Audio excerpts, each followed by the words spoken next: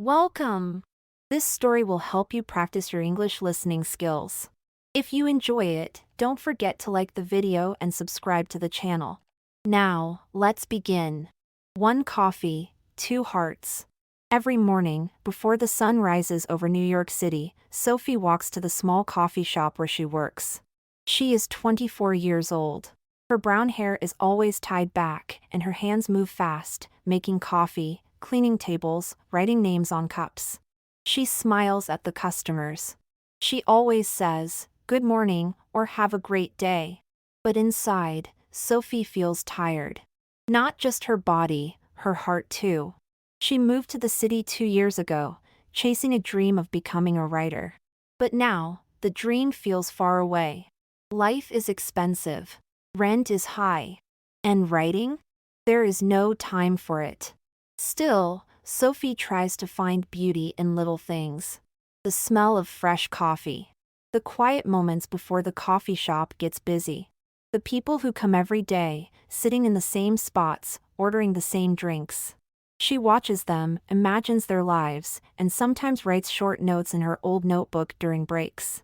She doesn't talk much about her feelings.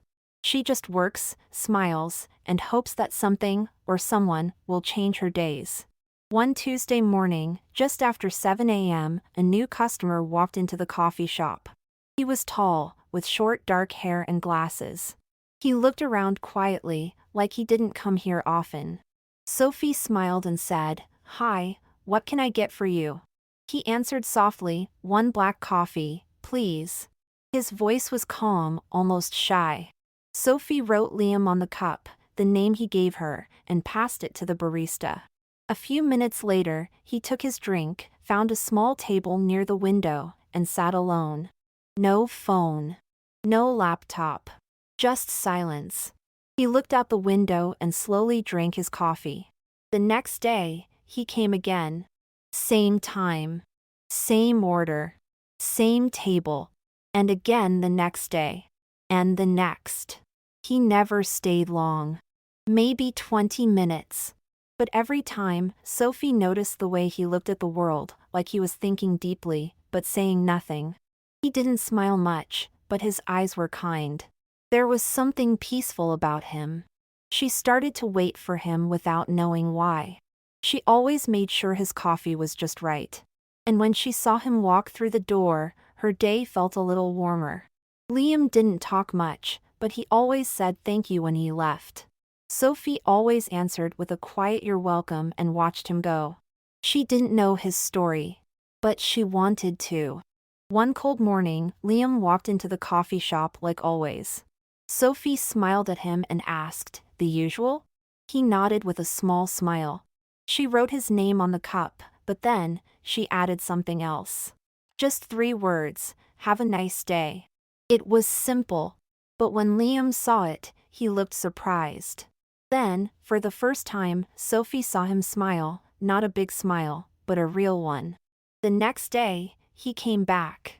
Sophie gave him his coffee, and this time, she wrote, "Stay warm out there." Liam looked at the cup, then at her. "Thanks," he said, and he looked like he wanted to say more, but didn't. The next morning, Liam brought something with him, a small napkin. When Sophie gave him his coffee, he gently placed the napkin on the counter. On it, he had written, "Your words make my mornings better.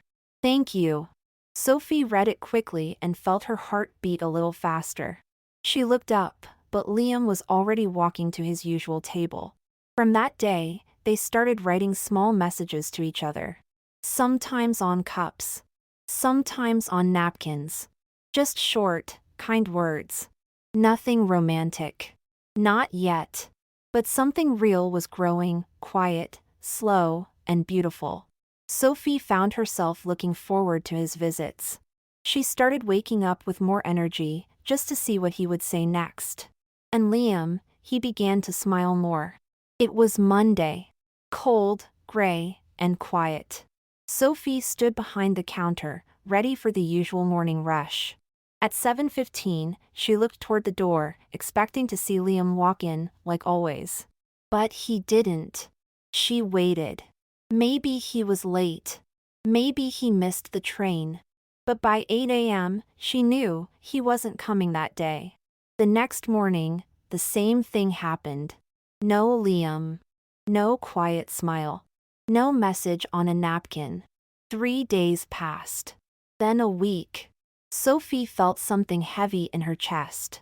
She didn't want to admit it, but she missed him. A lot. She didn't even know his last name or where he lived. Just Liam. Black coffee. Table by the window. She kept watching the door every morning, hoping to see his face. But each day, the space he used to fill felt emptier. Sophie realized something. Those small moments with Liam had become the best part of her day. Without him, the coffee shop felt colder, louder, less alive. She worried. Had something happened? Was he sick? Or did he just stop coming? And more than anything, she asked herself a quiet question: why does it hurt this much to miss someone I barely know? The days moved slowly now. Sophie still smiled at customers, still made perfect cups of coffee, still wrote names on cups. But something inside her had changed. Every morning at 7:15, she glanced at the door even when she told herself not to. And every morning, there was no Liam. She tried to focus on other things. She picked up her notebook again. She wrote short stories during her break. But all her stories had something in common: a boy who disappeared, and a girl who waited. Sophie began to wonder if she had imagined it all: the connection, the warmth, the unspoken bond. Maybe to him, it was just coffee.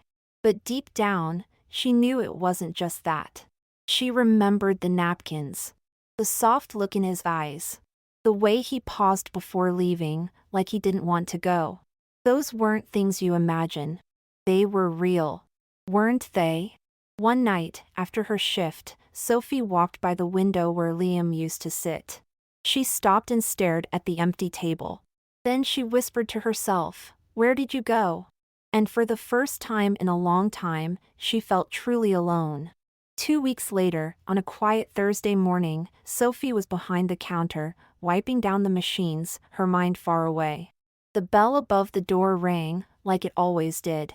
She didn't look up at first. But then, she heard a voice. "Hi. 1 black coffee, please." Her hands froze. Slowly, she turned around. It was Liam. He looked tired. His hair was a little messy, and he had dark circles under his eyes. But when their eyes met, he gave her a soft, familiar smile, the one she had missed so much. Sophie didn't speak at first. She just nodded, made his coffee carefully, and handed it to him. There was no message on the cup this time. She didn't know what to write. Liam looked at her and said, "Can I tell you something?" She nodded. "My mom, she got very sick. I had to leave the city. She's okay now, but it was hard. Every day, I wanted to come back. But I couldn't." Sophie listened closely. Her eyes were warm, but full of questions. Liam held up the coffee cup. "You don't know what your little messages did for me. I kept some of them. I read them on the hard days. They made me feel not alone." Sophie smiled, but her voice trembled. "I thought you forgot." "I didn't," he said. "In fact, I thought about you more than you know." He sat at his old table again, by the window. Sophie, behind the counter, looked at him, and this time, she felt something different. It wasn't just hope. It was peace. That evening, as the coffee shop was closing, Sophie wiped down the last table. Liam was still there, looking out the window, holding his empty cup. She walked over and sat across from him, something she had never done before. They didn't speak right away. They didn't need to. Then, softly, Liam asked, "Would you like to have coffee with me?" "Not here. Somewhere else. Just you and me." Sophie looked at him. For a second, she felt nervous. But then she smiled, truly smiled. "I'd love that," she said. The next morning, they met at a small bakery 2 blocks away. Sophie wasn't wearing her work apron. Liam wasn't holding a paper cup. They sat together, talked for hours, and laughed for the first time. There were no napkins with notes. No names written in marker. Just two people, finally sharing the same table, not as stranger and barista, but as something new. Something real. As they walked through the streets of New York, the city felt softer. Warmer. Like the start of a story they were finally ready to write together. Thank you so much for listening to this story. If it touched your heart, please like the video and subscribe to the channel. And tell me in the comments, what was your favorite part of this story? I'll be reading. See you in the next one.